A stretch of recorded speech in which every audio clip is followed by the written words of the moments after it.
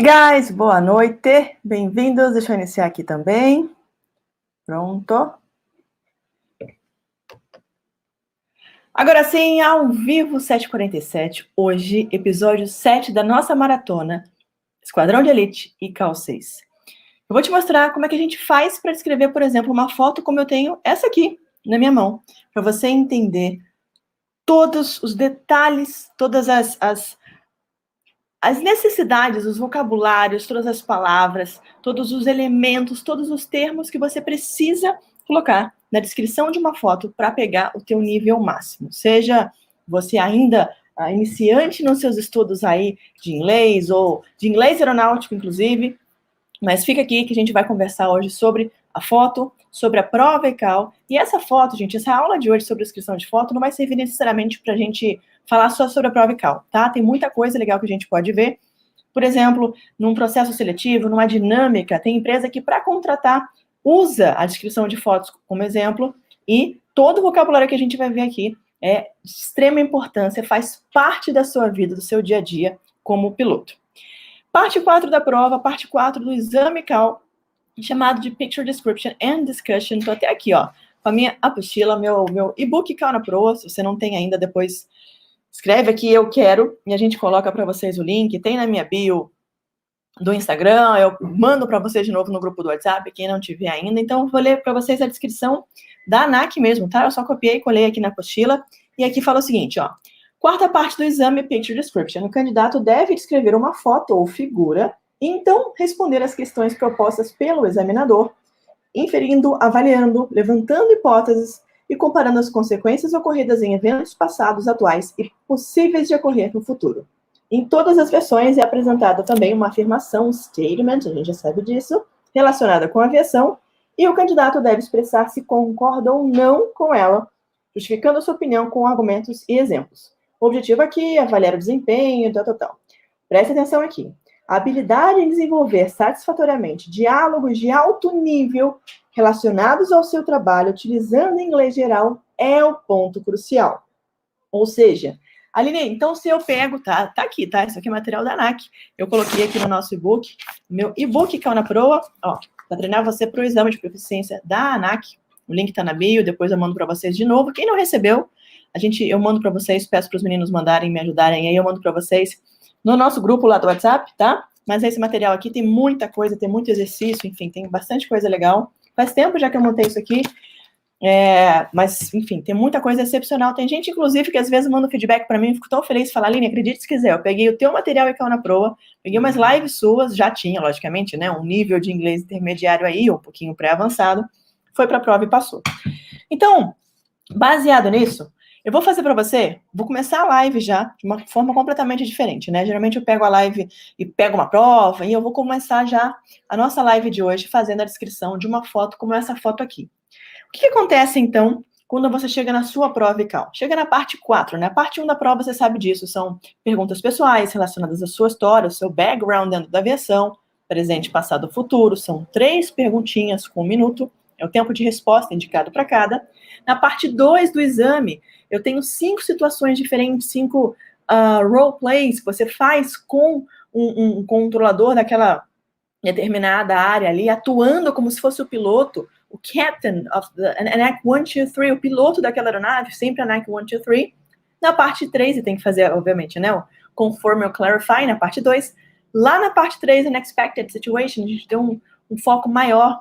Na sexta-feira, na quinta-feira, perdão, a gente fala bastante sobre reported speech, como é que eu faço o discurso indireto, como é que eu mostro para o avaliador que eu entendi o que foi falado, o que foi conversado ali entre aquele piloto e aquele controlador, mas usando as minhas próprias palavras, eu coloco toda a minha técnica ali em cima para descrever o que foi dito, o que foi entendido. E por último, que é o que a gente vai ver hoje, parte 4, Picture Description and Discussion. Por que eu separei essa foto aqui para a gente começar a live de cara já? Porque essa foto aqui, ela representa várias coisas diferentes. Um dos elementos diferentes dessa foto aqui é que aqui no Brasil a gente não tem neve, pelo menos não nessa quantidade, né? Então eu já quero chamar a sua atenção para fazer uma descrição de uma foto dessa aqui, ainda que você não tenha voado para um lugar de neve, ainda que você não saiba nem direito como é que atua esse procedimento aqui de gelo, tá?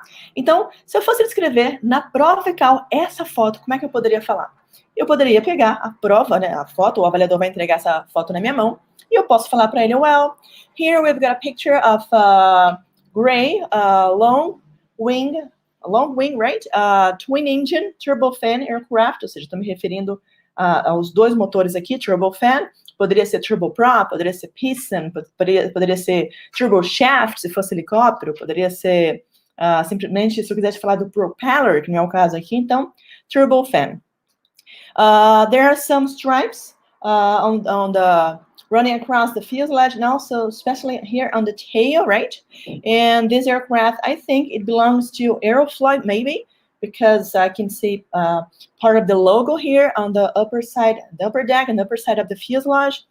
And there are some appliances here, estou me referindo a esses dois aqui, né? There are some appliances here performing the de-icing procedure. They are actually spraying some de-icing liquid over the surfaces of the plane.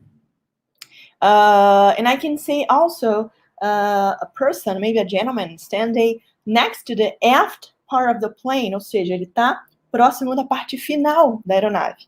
He is probably evaluating the work. And I believe the situation is taking place at a big airport because I can see a lot of facilities and also in the background. And if their airline staff hadn't performed this procedure, the airplane probably would have had problems with the lift coefficient. And if I were the pilot of this plane and I had faced up this situation, I would have taken the appropriate measures in order to provide the safety of the flight. And talking a bit again about the background, actually we have the foreground, middle ground, and the background. The foreground, I can see snow. The tarmac's totally covered with snow, right? We have a lot of ice. Two vehicles here. On the middle ground, we have the airplane actually, and also the facilities. And then the background of the picture, I can see maybe a wet taxiway, maybe it's slush, because, you know, when we have the ice melting, we have slush. And also, of course, a lot of snow, and the weather is snowy, and the sky is cloudy. Pronto, fiz a minha picture description. Aline, mas por que você colocou tanto elemento técnico? Porque isso que é importante nessa parte da prova. Eu preciso colocar elementos técnicos, eu preciso colocar vocabulário. Se eu não incluir vocabulário na minha nota, na minha descrição de foto, é como se aquilo ali passasse em branco, tá? Gente, acredita em mim, a parte 4 da prova, essa parte de Picture Description Discussion, né, eu chamo de chute a gol sem goleiro, porque aqui você tem que dar o show, sabe? Aqui essa foto é bem conhecida, né? Aqui você é o ator ou atriz principal, você é o expert do negócio, né? Então, aqui, por exemplo, se eu fosse escrever um tail strike, eu tenho que falar de CG, eu tenho que falar de balanceamento, weight and balance, eu posso falar que esse tail strike foi proposital, porque o fabricante estava testando a performance dessa aeronave.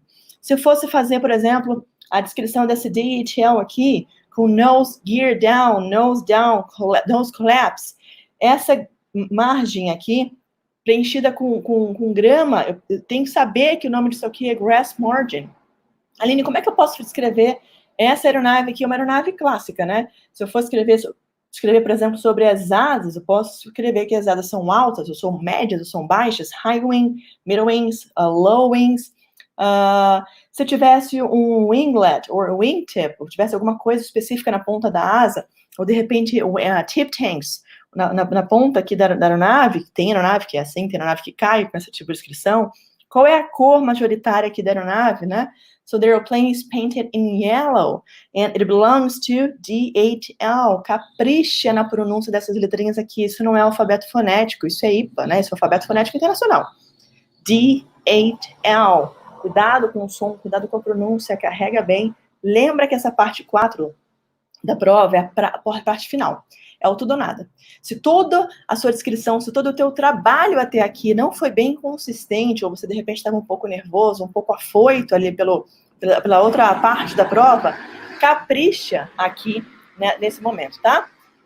Roberto perguntou se estão cobrando. Roberto, ninguém vai te cobrar nada. A ANAC não vai falar o que você tem que escrever. Esse é o negócio. Um beijo, Thaís. Um beijo enorme, lindona. A ANAC não vai falar para você o que você tem que fazer, é você que tem que saber o que tem que fazer, tá? Então, você colocar o foreground, middle ground, background é importante porque aumenta a tua nota. O avaliador, ele espera um desempenho seu, ele espera uma performance sua. E se você não tiver, so sorry, vai perder. Essa foto aqui também é uma foto que eu trouxe aqui porque eu acho que é uma foto super importante para a gente destacar e conversar a respeito dela aqui, né? Quando eu tenho uma aeronave e um flock of birds, um bando de pássaros aqui perto dessa aeronave, muita gente vai falar assim, Aline, mas é normal, né? É lugar comum falar sobre banda de pássaros, todo mundo fala sobre isso. Será mesmo? E se eu falasse para você aqui, se eu te perguntasse que tipo de ave pode ser essa aqui? E que tipo de impacto você pode ter se eu estou falando de uma aeronave, de uma British Airways, de novo, twin engine, turbofan, low wing, multi-crew, right? It is a commercial airplane, passengers plane, because I can see the windows here. E se eu tivesse que falar, então, desses pássaros aqui, não será que não faria diferença se eu falasse, por exemplo, de pigeon, para sparrow, ou para pelican, vulture, para goose, para lapwing, para parakeet? Vai fazer toda a diferença. O tipo de pássaro, o tamanho do pássaro, o tamanho do bando de pássaro, inclusive, vai fazer toda a diferença se eu tiver uma espécie de uma colisão aqui. Tem aeronave, inclusive, que o motor aqui já é preparado para sucção, dependendo do tamanho do volume, né? Do que entra aqui dentro do motor, que é ingerido dentro desse motor, tá? Então, precisa saber também, por exemplo, o nome de pássaro.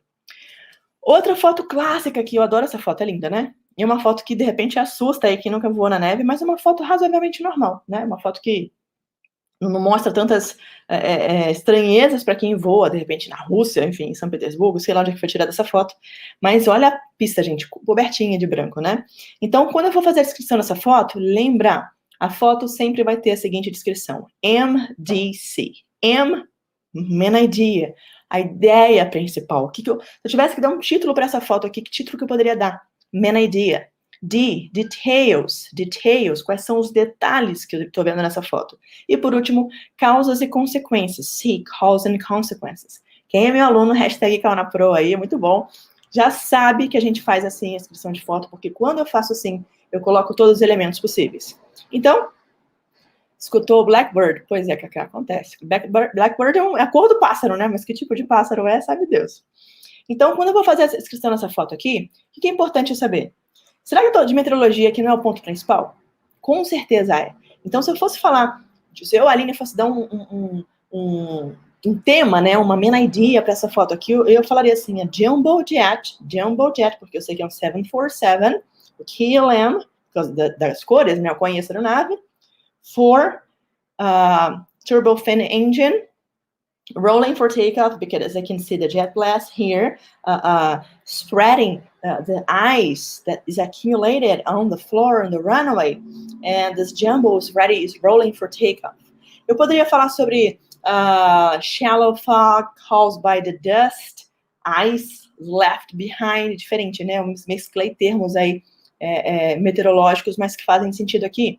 Eu poderia falar sobre slush, provavelmente a neve derretida aqui posteriormente vai virar slush. Eu poderia falar sobre water droplets, que foi algo que aconteceu antes, né? As gotas de água que caíram para formar a neve, que a formação da neve, qual que é a formação da neve, como é que funciona a formação da neve, tem que saber isso, tá? Em português e inglês, para poder fazer sentido para você também.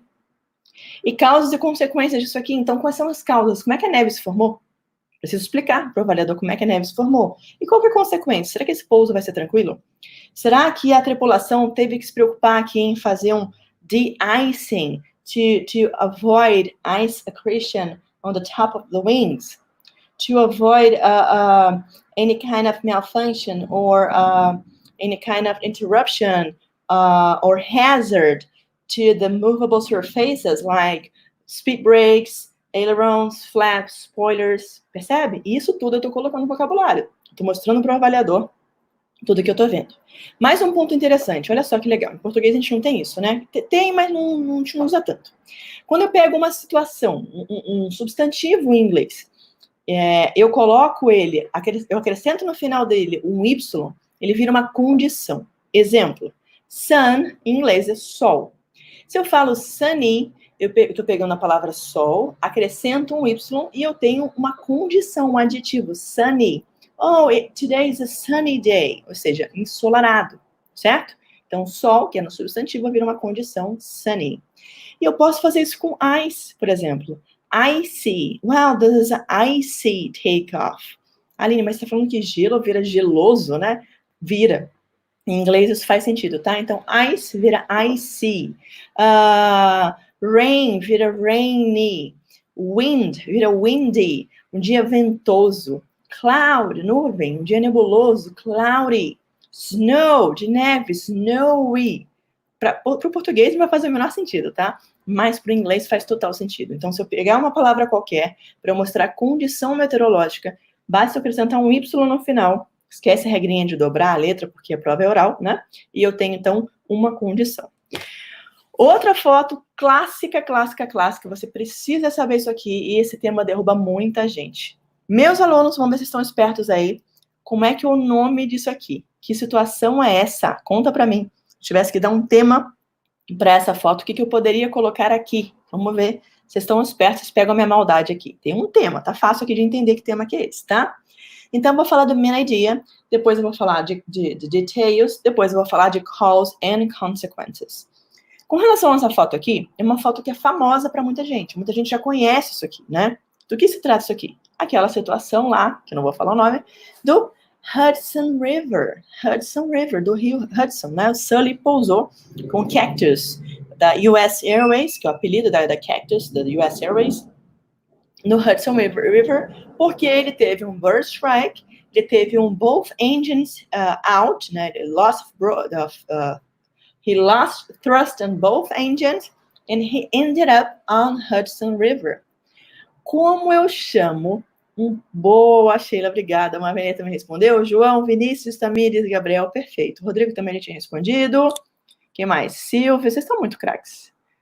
Lídia também colocou, Felipe também colocou, perfect, isso aí. Pouso forçado na água, amerrissagem, em inglês, ditching. To ditch é o pouso forçado, pousar forçadamente na água, tá? Pousar forçosamente na água, pelo português correto, tá? Então, em português, eu chamo de amerrissar, ou amerrissagem. Aterrissar, pega o terminho, ó, terra, vem de terra. Então, quando eu pouso em terra firme, eu aterriço ou aterrizo. Os dois termos estão corretos.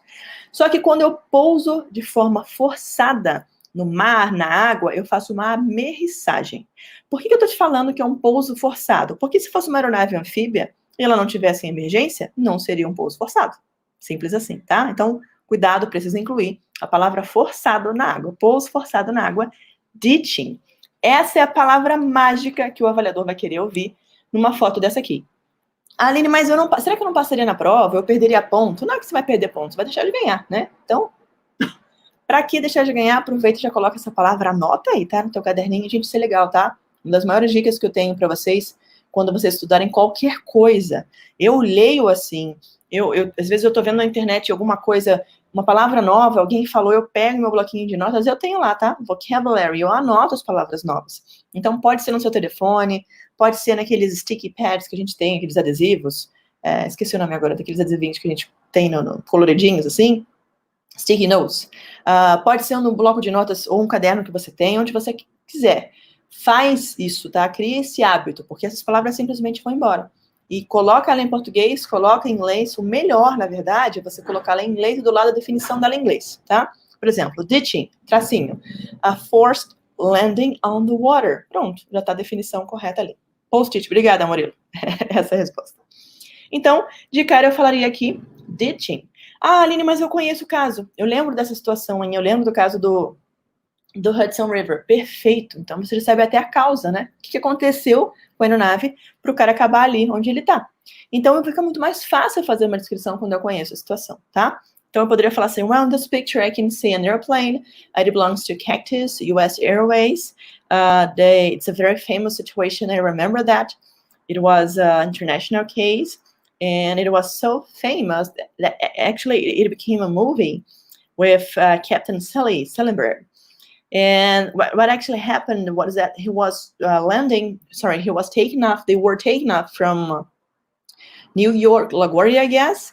And as soon as they got in the air, they got airborne, they collided with a flock of Canadian goose, if I'm not wrong. And because of that huge impact with so many birds flying there, they lost both engines. They had lost the thrust in both engines, and they were not able to keep climbing. And of course, they didn't have enough energy and power to reach a runway. So they simply decided to make a U-turn, and maybe their unique possibility, the unique trying was to try to land on the water. So it was a ditching, forced landing on the water, right? Você percebe? Eu tô explicando o que é, né? And just like you can see here, they were successful because they did it perfectly. The situation was then recreated in some simulators. Most of pilots could not do it. They were not able to complete it because it's a pretty tough and challenging maneuver. And in this picture shows something which is very memorable and remarkable, especially for those guys here in the picture. There are passengers standing on the right wing, and also some of them, they're sliding off the plane using escape slide, which becomes a raft when it touched the water.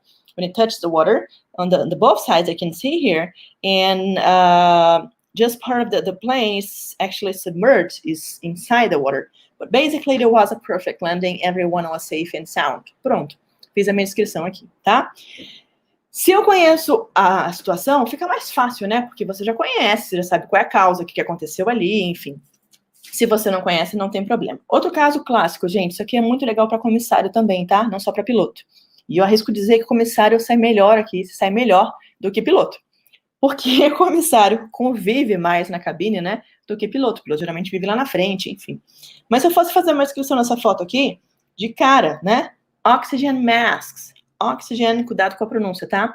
Oxygen, oxygen. Eu tenho um desafio aqui, porque o X, na palavra ox, ele tem um som de KS. E o G, né, ele tem um som de G. Então, é oxygen, oxygen. Não é oxigênio, nem oxigênio. É oxygen, oxygen.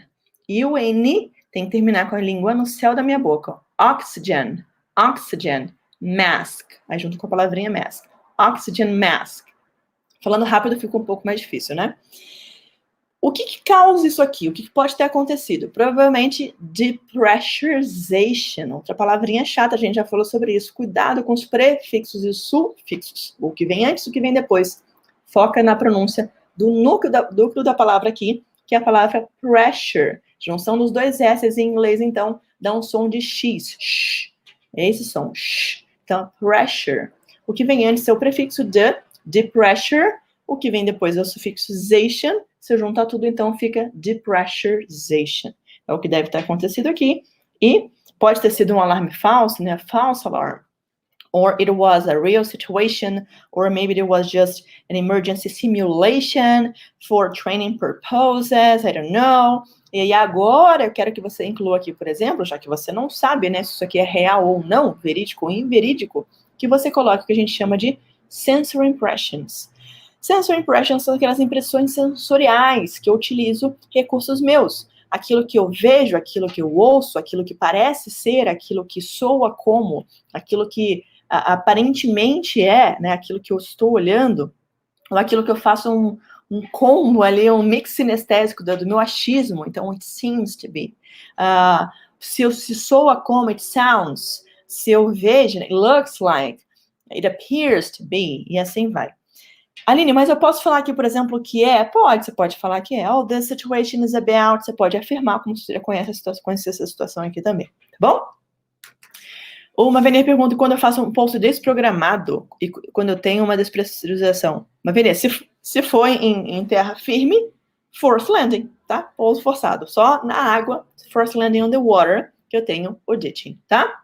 Posso falar os procedimentos que os comissários executarão na foto anterior? Pode, Sheila, pode e deve. Legal, tá? Pode puxar para a tua... Pode puxar sardinha, pode e deve. Muito boa sua pergunta. Porque assim, gente, ó, a prova, de novo, tá? Ela não avalia o quão bom piloto você é, o quão bom tripulante, o quão estudioso da aviação você é. O avaliador, ele tá ali única e exclusivamente para saber se você é proficiente no exame de proficiência linguística em inglês para pilotos. Então, se você coloca os recursos linguísticos que são cobrados em prova, se você tem vocabulário, se você tem um ritmo de fala correto, que é a fluência, se a sua compreensão se conecta, né, com aquilo que é exposto para você, se a sua interação, se você interage de forma imediata, apropriada, informativa, se a tua pronúncia não dá ambiguidade de entendimento, se os erros gramaticais e estruturais são só errinhos locais, mas não são erros globais, se não mudam o sentido da sua frase. Então, tudo isso, independente de você puxar a sardinha para o teu lado ou não tem problema nenhum. E digo mais, faça isso, tá? Faça isso. Eu, por exemplo, vou helicóptero. Tenho PP só de avião, mas eu vou helicóptero. Então, na minha prova, quando eu vejo uma foto dessa aqui, por exemplo, né? Eu sei que é uma aeronave monomotora. E eu sei que o piloto aqui, ele tem uma aerodinâmica, ele tem a teoria de voo, ele tem emergência muito parecida com a minha. Então, se eu fosse falar assim, se eu fosse o piloto nessa situação, eu estivesse pousando um helicóptero numa asa rotativa monomotora, num local como esse, percebe? Aí eu poderia falar, em vez de falar propeller, em vez de falar wings, eu poderia falar blades, eu poderia falar piston engine. Então eu posso e devo trazer para minha realidade também. Ótima a sua colocação, tá bom? Então, gente, olha essa foto aqui. Essa foto é legal, né? Eu gosto pra caramba. É meio caótica, coitada da cara. Mas é legal. Deve ter virado meme, com certeza. Então, como é que eu vou descrever essa aeronave aqui? Já é uma aeronave que muda completamente, ó. Small Single Piston Engine. Será que eu tenho 2 pilotos aqui? Provavelmente não, né? Se tiver, vai ser um instrutor, talvez. Então, se eu só tenho um piloto, aqui é a foto perfeita para você falar single-handed. Single-handed. Ou seja, ela é monomanipulada. Ela é monotripulada, tá? Single-handed. É um nome interessante aqui. Esse trem de pouso é o triciclo, não vai mudar de nada. Mas se fosse o trem de pouso convencional, not tricycle, conventional, como é o caso do Paulistinha, se não me engano, né? Alguém me ajuda aí, quem voa o avião. Aí tem aquela rodinha lá de trás, não tem? Na aeronave que é convencional. Aquela rodinha lá de trás, que deixa o nariz da aeronave para cima, ela não arrasta a cauda. Arrastar em inglês, drag, to drag. Cauda em inglês, tail. Então, aquela rodinha é a que arrasta a cauda, ou seja, ela é tail dragger, é o nome daquela roda. Não é o caso aqui, mas se fosse, eu poderia colocar isso como exemplo também, tá? Polícia em inglês, police, cuidado aqui, não é um falso cognato, mas se você for pegar a palavra police, aí é um falso cognato, porque polícia em português, a nossa sílaba tônica também é o li, né? Polícia em português, em inglês, police é polícia, mas police já não tem nada a ver, cuidado, tá? Se é uma palavra homófona, vai valer a pena você se ligar aí na maldade, para de repente não pronunciar errado e cair na pegadinha aqui. Como é que eu falo esse colete refletivo aqui em inglês? Reflective jacket. Quase todas as fotos têm isso, tá? Aí tem os caras aqui observando, tem o truck, aí tem o vehicles, aí tem o background. Arbustos em inglês, bush. Trees, tá bom, a árvore é genérica, né? Trees, se fosse wood area, seria uma área ali com um parque, com um bosque. Não, tá vendo uma selva ali, né? É jungle. Então, utiliza a referência visual também, que você já sabe, para colocar aqui, tá? Por último, essa foto aqui. E aí? Essa foto aqui é real, né? Já tá no hangar, tá quietinho lá, tá descansando, mas essa foto aqui é clássica. Aí já caiu muito em prova aí, mas é uma foto que é recorrente. O que eu quero chamar a atenção? Quando a gente vai falar desse tipo de foto, de cara, você pode dar um título aqui de novo, né? Como a gente costuma fazer no Man Idea, qual que é a ideia principal, o que eu tô vendo aqui de cara. Mas eu quero que você lembre aqui, ó. Radome, a parte da frente, nose, mas o que está dentro do nariz da aeronave? O radome, radome, tá? O Roberto falou que foi a prova do teste dele. E o que eu estou acontecendo aqui, gente? Como é que é pintura em inglês? Painting, na minha fuselage. Eu quero que chame a atenção aqui para tipos de dano quando a gente vê uma foto, a gente precisa descrever um dano, tá? Porque todo mundo tem mania de falar assim, Aline, eu sei que em inglês broken é quebrado. Pronto. Mas e aí? Como é que eu falo descascado? Como é que eu falo amassado? Como é que eu falo rachado? Como é que eu falo rasgado? Como é que eu falo perfurado? Tá? Então tem que saber isso aqui.